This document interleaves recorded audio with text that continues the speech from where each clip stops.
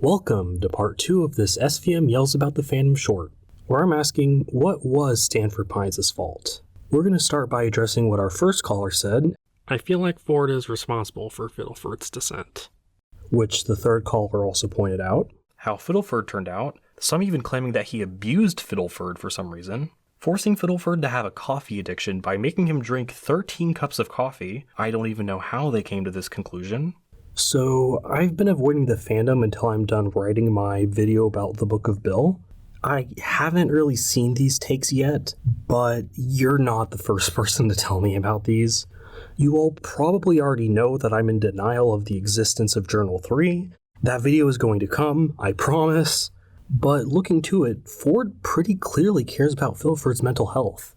In the entry titled Expedition, after Ford reveals to Fiddleford the existence of the crashed UFO, Ford writes, F's reaction did not disappoint.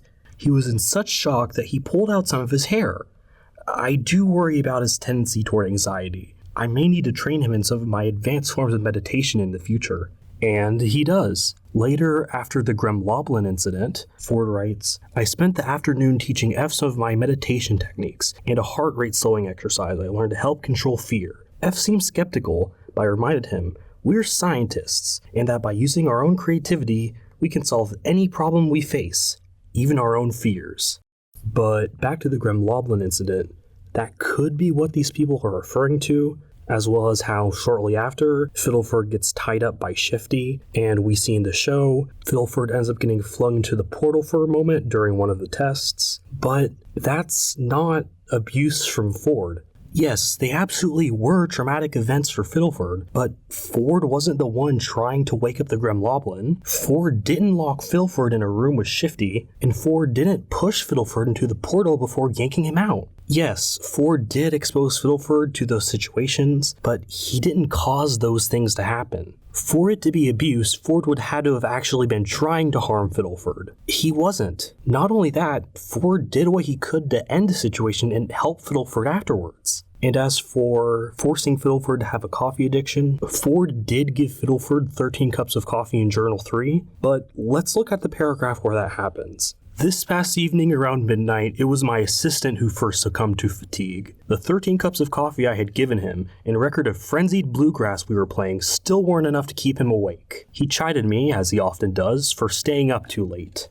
And then comes the Icarus line, which I already talked about why I don't like that. Anyway, it sounds here like Ford gave Fiddleford the coffee, but he didn't necessarily force him to drink it. Still, I'll admit, that's not a very reasonable thing to do to your assistant, but that's also still not forcing him to have a caffeine addiction. And finally, what ended up happening to Fiddleford?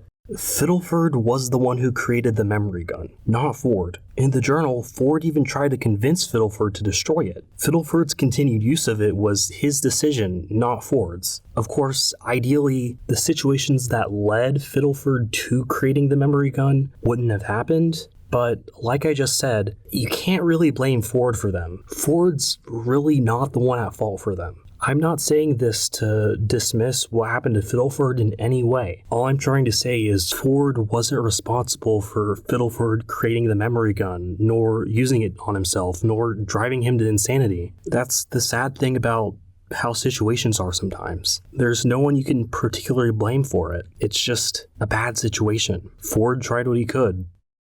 I'll continue in part 3 where we talk about Ford's fault in relation to the things that happened to Stan. Thanks for watching.